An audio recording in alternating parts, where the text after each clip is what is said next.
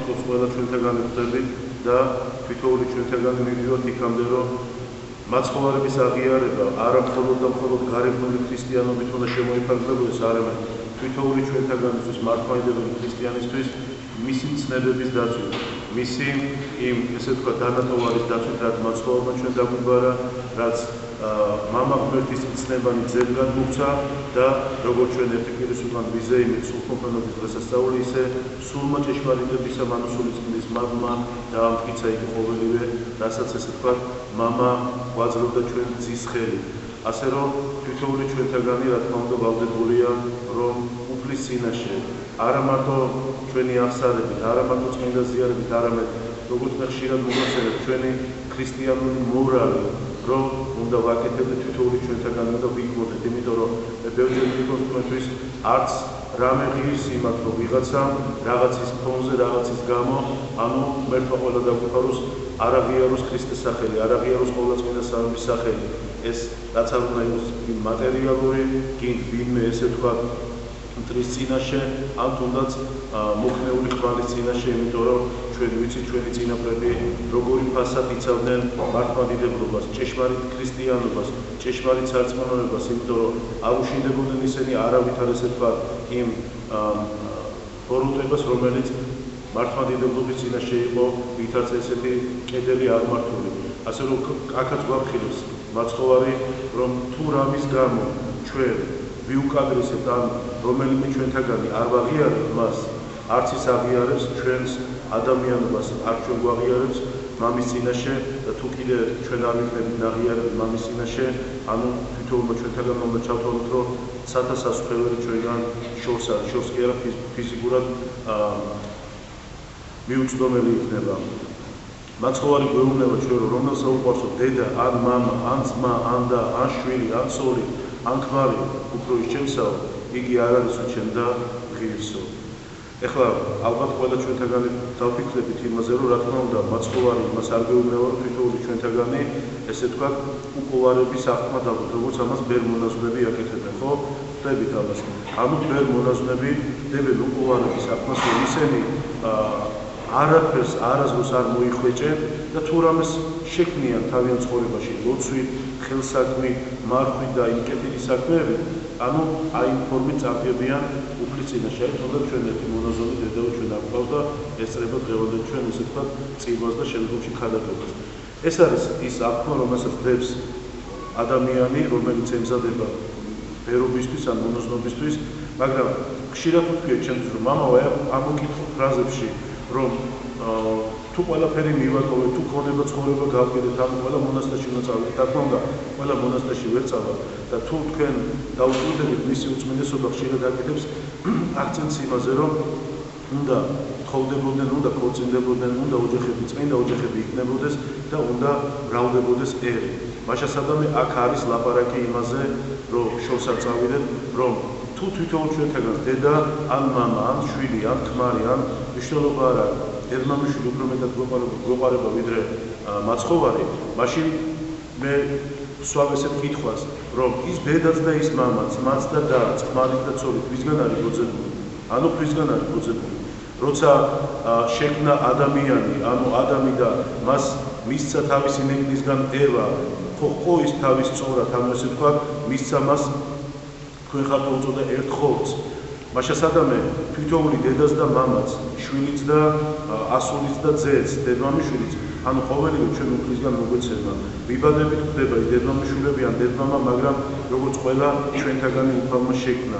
მაშასადამე უფალი აქაც გვეუბნება, რა თქმა უნდა, თვითონ ჩვენთაგან ზომიერება მართებს და ამ ზომიერებაშიც ვიცოდეთ, რომ თუ ქვეყნიერება ეს დალოცული ქვეყანა შექმნა უფალმა, მაშინ ჩვენც მოგცა ცხოვრების და არსებობის უფლება.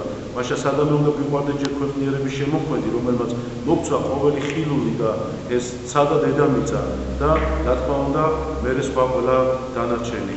აბა თქვენ წარმოიდგინეთ სახარებისეული სიტყვებიდან ავიღოთ, რომ რას ბრძანებს წმინდა წერილი, იმდენად შეიყვარა ღმერთმა თავისი ქმნილება ადამიანი, რომ მას მისცა მხოლოდ ჩობილი ძეხვისა, ანუ მაცხოვარზე ლაპარაკი, რომელიც ჩვენ ჯვარზე ვაცვით, ანუ ჩვენი ცოდვებისთვის.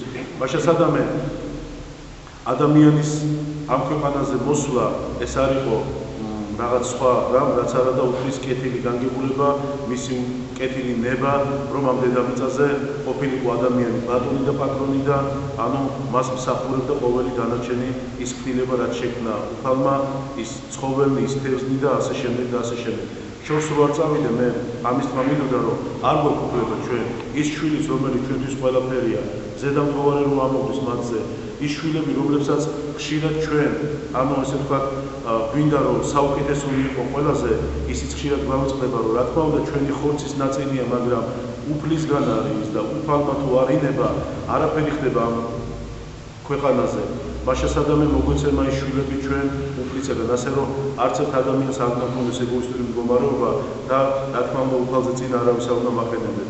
და რაც ყველაზე მთავარია, საიდანაც დავიწყე, იქ მივალ ისევ რომ თუკიო უფალი ბრძანებს გაკიდითო აგარაკსო, მონაგებსო თქვენსაც და შემომიგებითო მეო, მაშინო მე თქვენო, ანუ ესე ვთქვათ, საუკუნო ცხოვრებას მოგანიჭებთო. მე მივდივარ ისე ვიქამდე, რა თქმა უნდა, ყველა ბერმონაზონი ვერ იქნება, რა თქმა უნდა, ყველა ჩვენთაგანი ოჯახის მოკიდებული, რომელსაც ყავს ცოლები, ქმრები, შვილები და ჩვენ ვიქ, ესე ვთქვათ, ამ ცხოვრებაში იმ სიკეთეს, რომელიც ჩვენ უფალს უნდა მივართვათ როგორც ძღვენი შესაწერი, ჩვენი სიკეთენი და ჩვენი ესე ვთქვათ ის მოვალეობები, რომელიც მან დაგვიტოვა, მაგრამ კიდევ იქამდე მივდივარ, რომ აქ შეიძლება მხოლოდ და მხოლოდ ის ერთი ჭეშმარიტი გქონდეს, რაც მართლმადიდებელ ქრისტიანს ავალია.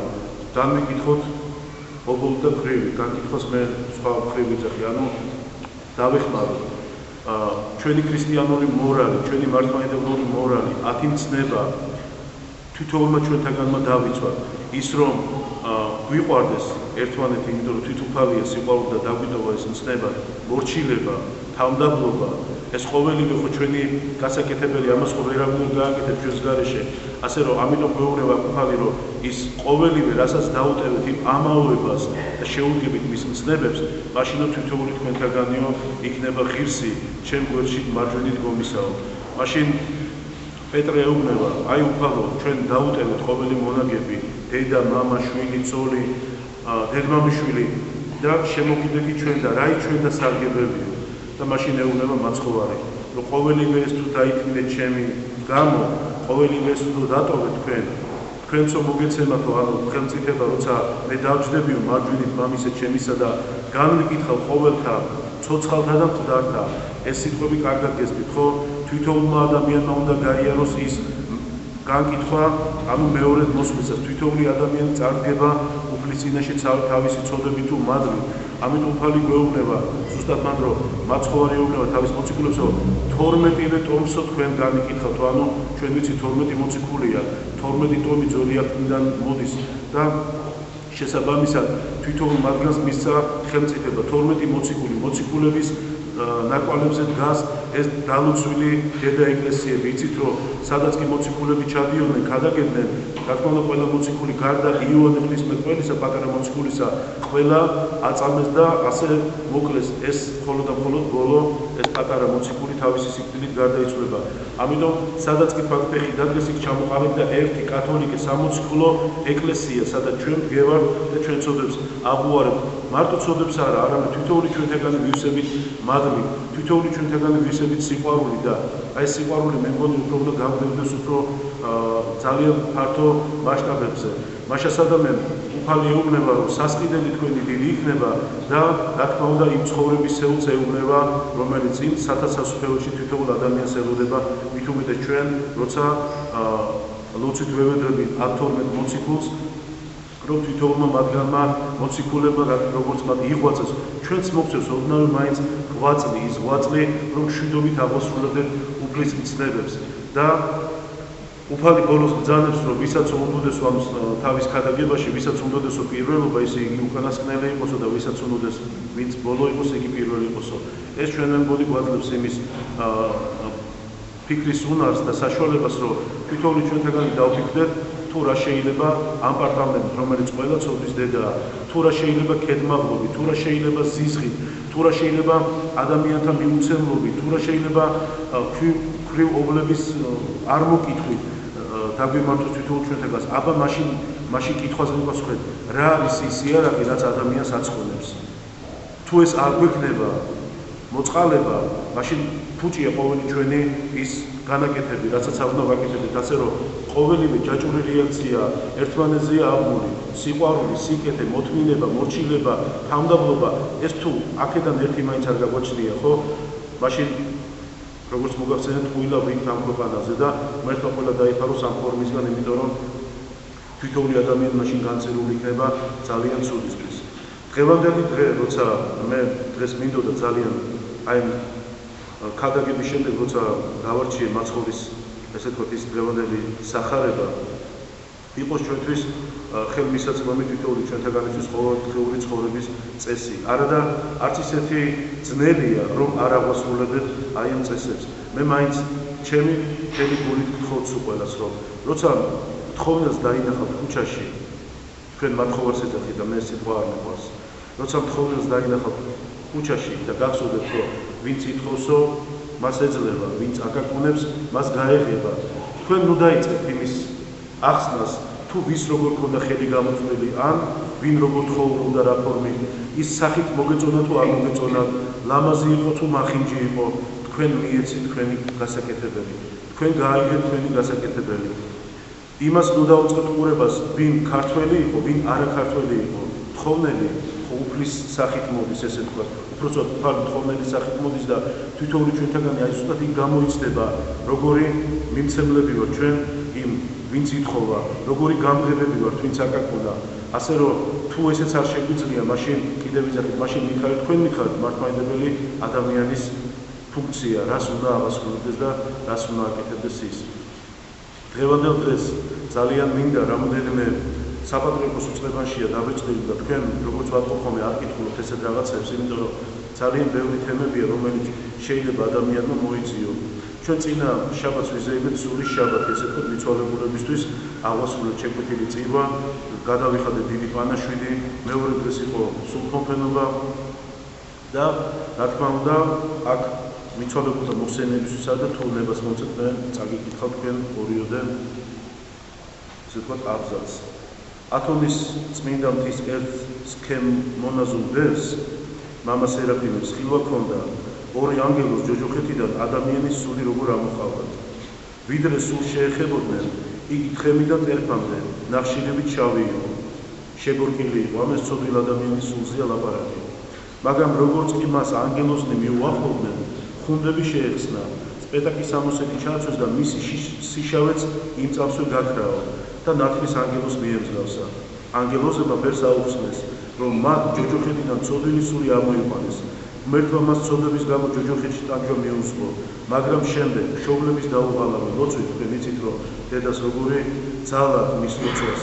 ანუ ის შეწყალებული იქნა, ის სახელზე იქნა მოწყალება, რითიც დავიწყე გაღებული, შეკვეთილი წირვები გადახდილი და ესე ვთქვათ, მშობლებმა გამოიხსნეს მისი სული იმ ჯოჯოხეთის პოობიდან. ერთი მორწმუნე ვაჟიო მოსვენებას არ აძლევდა, ანუ ფიქრი იმაზე, რომ უნებლიეთ გარდაცვლილი მისი მამის იმ ქვეყნიური მდგომარეობა როგორი იყო. კაცი, რომელიც არ ლოცულობდა, კაცი, რომელიც ეკლესიაში არ დავიოდა და რა თქმა უნდა შვილს გაუჩნდა იმისი განცდა, რომ როგორმე ელოცა მისთვის გულწრფელად და თქვენ წარმოიდგინეთ თქვენს გასაგონად ვიტყვი. წირვას არ აცდენდა. მე ხშირად მითხრობს თქვენთვის. სასაცილო არგუმენტები მოყავთ, როცა იძახით. ხან შვილიშვილებს აბრალებ, ხან ქმრებს აბრალებ, ხან ცოლებს აბრალებ. განა როგორც წეღან დავიწყე ქადაგება უფალზე დიდი ვინმე არის და თუ ის კიდევ გეუბნები და არ გიყვართ, მაშინ ჩვენი მიზანი და გომის მიზანი მითხარით, რას ემსახურება. ასე რომ არც ერთ ადამიანს არ გაგვამართლებს ის ამაო საქციელი ამ დედამიწაზე, ამ ცოდვილ დედამიწაზე, რომელიც უფლის საწინააღმდეგო იქნება. მაგრამ მე გეუბნები თქვენ, რომ ყოველი ნაბიჯი, რომელიც ეკლესიის გზას სცილდება, უფლის გზას სცილდება და სასუფეველს გაცილებ, ყოველი ამაოა და მიუღებელია დედა ეკლესიისთვის და ეს ყოველთვის თქვენს გახსოვდეთ. ასე რომ ამ ადამიანმა დაიწყო ამ ბიჭმა მხურვალედ ლოცვა, სეფისკვერების შეგზავნა, შეკვეთილი წირვები, პანაშვიდების გაკეთება. ლოცვას განსაკუთრებულად აძლიერებდაო წირვაზე ევქარისტიული კანონის შესრულების დროს, ეს იცით, როცა ზღვენი გამოგზანდება და შეგზანდება აქედან, ანუ წმინდა ბარძიმ ეშხული და შემდეგ მიდის გალობა, შენ გიგალო, შენ გაკურთხე. შენ გმადლობ უფალო და აი ამ სიტყვით რომ სული წმინდის მადლი გარდამოდის და ერთხელ გარდაცვლილი მამა გამოეცხადება და მადლობა შეეწირავს და უთხრა რომ აი ამ ლოცვების დროს განსაკუთრებულად როცა ლოცულობდა მისი ლოცვა შეეწია და მამა შეუმსუბუქა ყოფა. ეხლა ერთი მე ბევრჯერ მithქვი ერთი ხელის მოსმით ვერც ვაცხონებ ჩვენ, იმიტომ რომ შეიძლება ადამიანი იმდენად დამძიმებული იყოს მთელი ცხოვრება დაჭირდეს, მაგრამ რატოა ცოცხლები, რატო შეგვიძლია ცოცხლებს უფრო მეტის კეთება, ხო? იმიტომ რომ დაუღალავად მოიხსენიოთ ჩვენი მიცვალებულები. და მეცაც გეტყვი, როცა თქვენ მოგბრძანდებით და მონაწილეობას იღებთ შეკვეთა წირვებში, რატომაც ყველას გაწუხებთ ძალიან ისეთი ცუდი აზრები, რომ შეკვეთილი წირვა რატო? თუ არ იცით, მე გეტყვით ელემენტურ რაღაცას. ეს დღეს და გუშინ არ არის დადგენილი. ეს საუკუნეების მიჯნაზე და უკან დადგენილია. შეკვეთილი წირვა გეუბნებათ სახელი რამეს, რომ თვითონ უყვეთავთ თქვენ წირვას. საზოგადო გვაქვს შაბათის და კვირის, მაგრამ შეკვეთილი წირვა, როცა უყვეთავ ამ წირვას კონკრეტული ადამიანს, ეს არის იმ მიცვალებულთათვის, იმ ცოცხლებისთვის და ანუ ჯანმრთელობისთვის. ასე რომ განკითხება ჯობია ხოლმე თავი დაანებო და ჯობია თქვენ მიცვალებულებზე სწორად იზრუნოთ, როგორც დედა ეკლესია გარიგებთ და ამას გეუბნებათ. ერთსაც წაგიკითხავთ, თუნებას მომცემ. წმინდა ათანასია, ეს მონასტერშია, დედაოზია ლაპარაკი. გარდაცვალების წინ მონასტრის დედესოს თხოვა, რომ 40 წლის განმავლობაში მის სახელზე გლახაკთათვის ტრაპეზი გაემართა. 10 დღე დედები ამ ტრაპეზს და დანაბარებს აღასრულებდნენ და რატომღაც შემდეგ ამ დაავიწყდა, ან რაღაცა მიზეზის გამო ვეღარ გამართეს. წმინდა ათანასია ორ ანგელოზის თანხლებით რამოდენიმე მონაზონს გამოეცხადა და უთხრა, რატომ არ აღასრულებთ ჩემს ამდელს? იცოდეთ, რომ 40 წლის განმავლობაში მიცვალებულის სახელზე გაგებული მოწყალება და მისთვის აღლენილი ლოცვა, შეკვეთილი წირვა, ცოდვათა სულებს უკაცრავად უმარტივებს და უფრო უადვილებს, რომ ესე ვთქვათ, იქ ყოფიერებას, იმიტომ რომ ეს თვითოულ ადამიანს შეეწევა. ძალიან ბევრი ფაქტია იმისა, რომ ჩვენ ვილაპარაკობთ გარდაცვლილთა სულებზე, მათ მეუხებაზე, თუ როგორ ისინი ელოდებიან ჩვენგან შეწევნას და როცა შევეწევით ისინი შემდეგ როგორ ჩვენ გვეწევიან და რამდენად დიდია ანუ მათი და ჩვენი ურთიერთობა. ეს არის უხილავი ძაფი, რომელიც თვითოულ ადამიანს თავის მიცვალებულებთან აკავშირებს. ასე რომ ხშირად არის რაღაცები სიზმრით სახით, შეიძლება ვიღაცას რაღაცაც ესე ვთქვათ დაფაკვდეს და დააბრალოს, მაგრამ მე გეტყვით, რომ ჩვენ ზეპირი გარდამოცემა არაფერში გვაწყობს და გვჭირდება ერთმანეთს, არამედ როცა დედა ეკლესიის მიერ არის ეს გარდამოცემა და ეს ისტორია, ეს სიმართლე დადგენილი და აქამდე მოტანილი 21 საუკუნე ცოტა არ არის. 21 საუკუნე დედა ეკლესიას დაუბრუნდა ამხელა სხვა ინფორმაცია და რა თქმა უნდა ეს მაგალითები, რომ ჩვენ გამართულად ვილაპარაკოთ იმ ქვეყნიურ და ამ ქვეყნიურ ესე ვთქვათ ცხოვრებაზე და რაც ყველაზე მთავარია, იმდენად ეთქობა კარგია იქ მართალთა სულების, რომ აქედან წასული უნდა დაბრუნებული გინახია არ მოდია, ხო? მაშასადამე ჩვენც ყველანი მკვირნი ვართ მომავალი ზეციური სასუფეველისა, თუ რა თქმა უნდა ამას დავიმსახურებთ და თუ რა თქმა უნდა ხისნის შევიქნებით, ასე რომ თითოეული ჩვენთაგანი აქედან უნდა ვემზადებოდეთ თუ როგორი იქნება ჩვენი გარდაცვალება. მე მაგალითად ხანდახან წარმოდგენილი სამაგ. ამაზე ხშირად ვფიქრობ და მოგაგიკვირდებათ, იმიტომ რომ ჩვეულებრივი მოკვდავი ვარ მეც და აბსოლუტურად მეც და თქვენც გავარ, მაგრამ ვისი როგორი იქნება გასვლა, ეს უკვე მხოლოდ კაცმოყვარეს ღმერთმა უწყეს. ასე რომ იკითხეთ ეს ჟურნალები, იკითხეთ მართლმადიდებლური სწავლებანი, იკითხეთ ის სიტყვანი წმინდა მამათა გარდამოცემანი, რომელიც დამიჯერეთ, შეიძლება მტკივნეული იყოს პირველად საკუთარ სიკვდილზე ფიქრი, მაგრამ მერე მასთან ერთად ცხოვრობ და იზრდები მასთან ერთად, იმიტომ როგორც მოვედით ჩვენ, ისე უნდა გავიდეთ ამბობიდან, ასე რომ იმედი მაქვს, რომ ღმერთი შეგვეწევა ჩვენ კეთილად, რომ თვითონმა ჩვენთაგანმა დავიმსახუროთ წმინდა და ის საოცარი ცათა სასუფეველი. მე მინდა მოგითხრათ ორი სიტყვით ჯოჯოხეთსა და სამოთხეზე. ადამიანები თუ როგორ ვატარებთ ორივეს ერთად, ხშირ შემთხვევაში. ჩვენშია დედამიწაზე აქ ხშირად ვიღაცამ შეიძლება თქვას, რომ ჯოჯოხეთს აქ გავდივარ და იქ რაღაც ჯოჯოხეთი უნდა გავიარო. რატომღაც ყველაფერი მატერიალურს უკავშირდება და ჩვენ იმ გაჭირებას ალბათ ამასაც უფალს ვაწერთ და ხშირ შემთხვევაში საყვედურობთ კიდევაც ღმერთს. თუ ჩავიხედავთ ჩვენს გულებში უფრო ღრმად, არ არსებობს ისეთი დღე, როცა რაღაცა გული მტკენია, ან ახლობელზე განგვიცდია კივილი და უნებლიე თუ ნებისმიერ ჩვენთაგანს მაცხოვრისთვის ან უფლისთვის მიგვიყენებია, ესე ვთქვათ, შეურაცხყოფა იმხრივ, რომ რატო ღმერთო მე ანუ რატო სხვა არა, აი ის იმას იმსახურებს, მე ამას გამიმსახურებ და იმდენად ამ დიდ ცოდვაში ვარდებით, რომ საკუთარ უძლურებას და საკუთარ იმ ნაკლებად ესე ვთქვათ სარწმუნოებას და ნაკლებად წმენას ჩვენში ვერ ვხედავთ. ბევრჯერ ვთქვიათ, თუ როგორ შეიძლება კითხვა დაუსვიათ სამოთხე და ჯოჯოხეთი როგორ უნდა დავყოთ. მე აქ ქადაგებაში ვთქვი, ჯოჯოხეთშიც კი უფლის სიყვარული არის და რატომ არის იცით? იმიტომ რომ მაინც არ წირავს ადამიანთა სულებს ბოლომდე. მე წეგან ამოგიკითხეთ ამონარიდი მიცვალებულთა მდგომარეობიდან. ლოცვა მიმდენ იქნა, რომ ის ადამიანს შეიწყალა უფალმა და ანგელოზების ესე ვთქვათ ფრთები და ხელით ამოაყვაინა ჯოჯოხეთიდან. მას ესე იგი იმედი გვაქვს. რამდენად კაცმოყვარია უფალი, ხო? წმინდა მამები გვეუბნებიან, არ არსებობს იმაზე დიდი ცოდვა, ვიდრე ღვთის სიყვარულს აღემატებოდეს. მაგრამ ამით ჩვენ არ უნდა ვიცხოვროთ, რომ რა თქმა უნდა უფალი კაცმოყვარია, მის კაცმოყვარეობას საზღვრები არ აქვს, მაგრამ ამავე დროს ვიცით, რომ ჯის უბუნურებისთვის, ჯის იმიტომ, რომ ვიცით რა არის ჩვენი რწმენა, რას მოიცავს ჩვენი რწმენა, რა მოგეთხოვება და ისევ და ისევ ვიქცევით ძალიან ცუდად, ისევ და ისევ დინარის საპირისპიროდ მივდივართ და ამიტომაც შემდეგ სასჯელი არ დააყენებს. მაშა სადამე ჩვენ რომ გქონდეს განცდა ადამიანებში, რომ ჯოჯოხეთი და სამოთხე რა არის ეს, რასაც თითოეული ადამიანი უფრთხის და სამოთხე ყველას უნდა, მაგრამ რატომღაც ყველას გვინდა იოლად დავიკვირდოთ სამოთხე და არ გვინდა გავიღოთ ელემენტარულად ის, რომ თითოეული ჩვენთაგანმა, როგორც ჭეშმარიტმა ქრისტიან მართლმადიდებლებმა, ვიმსახურებდეთ სიტყვას, რომ ჩვენ ვართ ძენი ღვთისანი. რა თქმა უნდა ვართ, მაგრამ საქმით ვართ საქმით, რა თქმა უნდა არ ვართ საქმით. მაშა სადამე ხშირად ჩვენ ვზდით იმ მამონსაც ჩვენში, ანუ ბოროტს და რა თქმა უნდა იმ სიკეთესაც, რომელიც ხშირად გვავიწყდება ის სიკეთეინ და უფრო ბოროტს ვემორჩილებით. ხშირად რა თქმა უნდა ყველა ჩვენთაგანს ალბათ მოსვლია, რომ როცა აღსარებაზე მივდივართ, ვიწყებთ გადაბრალებას. ვაბრალებ სხვას, მე ეს არ მინდოდა, აი ავიღოთ ყველი შემომეჭამა, ბევრჯერ მიხდით ხელთვის, ეს შემომეჭამა სიტყვა არ მოსმის, რას ნიშნავს. ვივჭამე, შემომეცემა, ან შემომელახა, ან არ ვიცი, ძალიან ბევრი რაღაცა.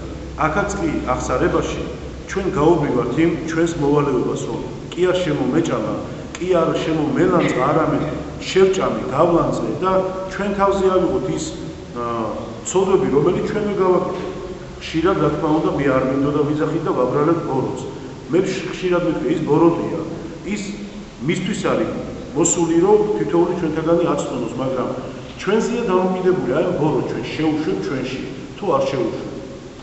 როცა ადამიანი კეთილი ცხოვრებით ცხოვრობს, როცა ადამიანი ქრისტეს ესე ვთქვათ დანატოვარი ცნებებით ცხოვრობს, როცა ადამიანში აღარ არის ადგილი, რომ ბოროტი შეუშვას, ვერ რჩება ეს ბოროტი, რაც უნდა მან იბრძოლოს. მე მაგალითისთვის პატარა რაღაც მინდა გაჩვენო, თუ დამეთანხმები, თუ შეიძლება რომ ზურა მოდის. აი ეს ხო არის სავსე ბოთლი. ღვინით სავსე ბოთლი. ეხლა ამას უნდა თავს მოვხსნი, არ არსებობს წვეთიც რო ჩაასხათ არ ჩავა. გამორიცხულია, ხო? ანუ ეს ბოთლი უნდა ჩვენ გადმოვასხათ და რჩება ადგილი. ანუ იგივე შეიძლება შევავსოთ. აი ასევეა ადამიანი. თუ სავსეა ღვთის მადლი, თუ მასში არის უფლის ის ცნებები, რაც არ უნდა ასხათ, შიგნით არ რჩავა, ერთი წვეთიც კი, როგორც ჩვენ, თუ სავსენი ვართ, ჩვენ ღვთის ამ სწავლები, თუ სავსენი ვართ სიკეთით და რასაც ჩვენ ქრისტიანულ მორალს ვეძახით, რა თქმა უნდა, ჩვენში ის ბოროტიც ვერ შემოვა და ვერც დავიწყებთ დაბრალებას, მაგრამ თუ დაცარიელდება ადამიანი ღვთის მადლით, თუ მასში აღარ იქნება ერთი პატარა ნაყოფიც კი უფლის მადლისა, რა თქმა უნდა, რამდენიც მოვაკელით, იმდენი ბოროტი შევა და თქვენ იცით ერთ-ერთი სახარებიდან, როცა მაცხოვარი ბრძანებს, რომ თუ შევიდა ადამიანში ერთი ბოროტი, იგი წავა, თუ ადგილი ნახა კიდე და თუ მივეცით უფლება და სხვა უფრო მეტ იმ ძლიერს მოიყვანს და იმ ადამიანის სული ფაქტურად დაღუპულია და განცირულია. აი ესევე თვითონ ჩვენთაგანში, როგორც ეს ბოთლი კი არ უნდა დაცარიელდეს, არამედ უფრო უნდა ივსებოდეს და ივსებოდეს. და რაც თავარია, ხო გადმოედინება რომ გაივსება, სხვასაც უწილავთ, ხო შეგიძლიათ, სხვასაც მიეთის ის სიკეთენი, ის სითბო, ის სიყვარული, რა თვითონ ჩვენთაგანს არადა შეგვიძლია, არადა ეს ჩვენი მოვალეობა, არადა ჩვენი პირდაპირი მოვალეობა, იმიტომ რომ თითოეული ადამიანის შექმნა ღმერთმა ხატად და მსგავსად. ხატება ვართ, მაგრამ მსგავსების არ ამოგვისწრებს. აი ეს იყო რაც მინდოდა თქვენთვის მეთქვა. მთელი გულით რომ თვითონი ჩვენთაგანი ლათვი ცნობიერებით აბსოლუტურად რა არის სიკეთე და რა არის ბოროტება, რა არის ჯოჯოხეთი და რა არის სამოთხე, რა არის ადამიანის სიკეთე და რა არის ადამიანის სიბრიყვე, რასაც ხშირად ჩვენ ჩავდივართ. მე მინდა რაღაც ახალი კაცო, ამხელა პრობლემია მაგ ვერ ხედავ. მინდა შეგახსენოთ რაღაცეები და ორი სიტყვით გითხრათ. 27 მაისს იერუსალიმში სამდღიანი ვიზიტით იმყოფებოდა რომის პაპი. და რო შევიდა ბეთლემის შობის ტაძარში, რო გამოვიდა იქიდან, ტაძარი დაიწვა. მე ხამს რატო გეუბნებით, იმიტომ რომ თქვენს მინდა რაღაც იცოდებთ, რომ ჩვენ ადამიანები ხშირად ძალიან ბევრ ცუდს ვაკეთებთ და ხშირად კიდე ველოდებით ხოლმე უფლის გარო, აი იმას დასჯის უფალი, ამას უზავს და ერთი რამე გვავიწყდება, რომ თითოეული ჩვენთაგანი ხო უფლის საჯელს კი უნდა ველოდებოდეთ, ეს იქნება, როცა დრო მოვა. არამედ უნდა მისგან დიდ წყალობას ველოდებოდეთ. ასე რომ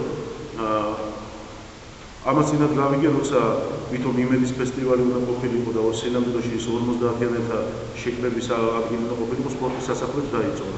ანუ წაიკიდა ცეცხლი. არის ეს ნიშნები, რომელიც ჩვენ გვეუბნება უფალი, რომ არ ჩვენი შვილები უნდა გავუშვათ, არ ჩვენი ახლობლები, არ ჩვენ უნდა წავიდეთ და რა თქმა უნდა, წერილაც გეუბნებათ და ეხლა ვიტყვი, რომ მარტო იმისი ფორმით, რომ აი მაინტერესებს, ამ ინტერესმა შეიძლება ძალიან დიდ ცოდვაში ჩავაგდოს თითოეული ჩვენთაგანი. ეხლა ალბომის დღესასწაულთან დაკავშირებით ერთად დაერქვა ჩვენი დღესასწაულები და რა ვიცი, გასაოცარი ესე თქვა სიტყვები თქვა პაპმა, ოღონდ ვაი გასაოცარი სიტყვები, იმიტომ რომ მე გაუგნებული გუსმენდი ამ იმას. ანუ ესე იგი დალოცა ცხოველები და აკურთხა ცხოველები აბგომად, როცა ჩვენ მართლმადიდებლები ლოცავთ თქვენ ერთმანეთს და ასე შემდეგ და ეს იმდენად სამარცხვინო ამ კურთხევა გაცა, რომ ყველა ესე ვთქვათ ადრეს ეკურთხებინა ცხოველები და ჩაგული ყავდა გვირები, თხები, ძროხები, ზაზუნები, ძაღლები, გველები და რა ვიცი. ეს იყო კატასტროფა და რაც ყველაზე მთავარია, რამდენიმე კვირის უკან მან განაცხადა ესეთი რაღაც, რომ მალე უწყლაენდელები ჩამოვლენ და ჩვენ მათთან ვიმეგობრებთ და რა ვიცი, ხა იმედია თქვენ მეგობრობას არ დაიწყოთ უწყლაენდებთან და მე მინდა რომ თქვენ იცოდეთ, რომ აი სად უნდა ცეთ პატივით დედა ეკლესიას მართლმადიდებელსაც, აი სად უნდა იყო თქვენ ყურადღებით, სად არის ჭეშმარიტება და სად არის ის სიყვარული, როცა უფალი გეუბნება თვალები გაგვდა ხედავდეთ და ყურები გაგვდა ისმენდეთ. ასე რომ ეს ყოველივე მე იმიტომ მოვყვევი, რომ გავავლოთ პარალელი თქვენ რა რწმენაში ხართ და შეგახსენებთ, მეტი მოგცათ უფალმა და მეც მოგთხოვს ყველა ჩვენთანაც, იმიტომ რომ ვისაც მეტი მიეცა, იმას მეტი მოეკითხება. ხვალიდან იწყება პეტრე-პავლოვის მარხვა. მე ყველა თქვენთანაც გისურვებ მშვიდობით დაიწყოთ ეს მარხვა, ლოცვებით, მარხვით. ვინაიდან პეტრე-პავლოვის მარხვა ეს არის თვითონ მოციქულების მარხვა, თევზით ხსნილია და თვითონ ჩვენთაგანს 26 გრძელდება გვაქვს, ხო? ხო, გვაქვს იმის უფლება, საშუალება და რა თქმა უნდა ჩვენი ნება უნდა იყოს, რომ მოვიდეთ ტაძარში და რა თქმა უნდა სულ უნდა დავდივდეთ, მაგრამ მარხვის დროს, ანუ უფრო მეტად. მე ხშირად მithქვი მარხვა განწმენს ადამიანს, ის სულს ასუფთავებს და უფრო მეტად აძლიერებს ადამიანს, რომ ხიზლად იყოს ცხოვრებაში. ხსნილში ვეშვებით, ხშირად ვარდებით ნაპროვანებაში, ილსიტყვაობებში, სიზარმაცეში, მაგრამ მარხვაში რატომღაც ყველანი უფრო მეტად გიევა და მე ძალიან დიდი იმედი მაქვს, რომ არა მარტო მარხვაში, არამედ ხსნილში თითოეული ჩვენთაგანი ანუ იქნება თავის მოწოდების სიმაღლეზე. მარხულობთ ოთხშაბათი და პარასკევის გარდა თევზით ხსნილია, ლოცვები როგორც აგარ ჩვეულებრივ კითხულობთ მსხვილზე, ფსალმუნები, სახარება და მე არ ვიცი თქვენ შეიძლება შეიძინეთ, მაგრამ იყო პეტრე-პავლეს დაუჯდომილი პარაკლისი და შეგიძლიათ ესე წაიგეთ. ანუ არაფერს ისეცაც არ გაძლევთ, მხოლოდ ილოცეთ, რაც გაქვთ ის მხარე მოიწესრიგეთ. მარხვასთან დაკავშირებით ხო არაფერი გაქვთ შესაკითხი? მსხვილზე ილოცეთ მე გითხრათ. კითხებია რა.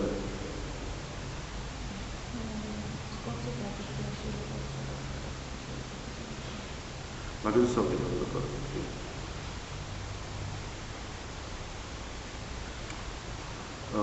შეხედავთ, რომ საიდუმლოსერობა იხატება, ცდილობ რაღაცას, წვალობ რაღაცას ღვთისმადლი და ვისაც რა თქმა უნდა რამე შეგვიძლიათ, შეეწიეთ აი მოხატვას და ტაძარს. მომავალი კვირა, ეს არის რა რიცხვი განმოცხო. ჩვენ ვიცით, რომ მართლმადიდებელი საქართველოს მართლმადიდებელი ეკლესიამ გამოარჩია, მე მგონი 4 კანდიდატი მდელმთავრობისა. მეორე დღეს ეკუთვნება შერიცხოველში და მესამე ეკუთვნება მომავალ კვირას. მე მინდა ესეთი სურვილი მაქვს, რომ მომავალ კვირას ვისაც გაქვთ სურვილი, მოსალოცად წავიდეთ. ჯერ დავდგებით სვეტიცხოველში, დავეცლებით აი ამ წყინვალებ დღეს, როცა მეუფედან ეპისკოპოსად აკურთხებენ და აი კურთხევის შემდეგ მე წავალთ შიომღვიმეში მოსალოცად. ვისაც სურვილი გაქვთ, ჩაეწერეთ და მე ხვეწლოს არ დაგიწყებთ. გამარჯობა.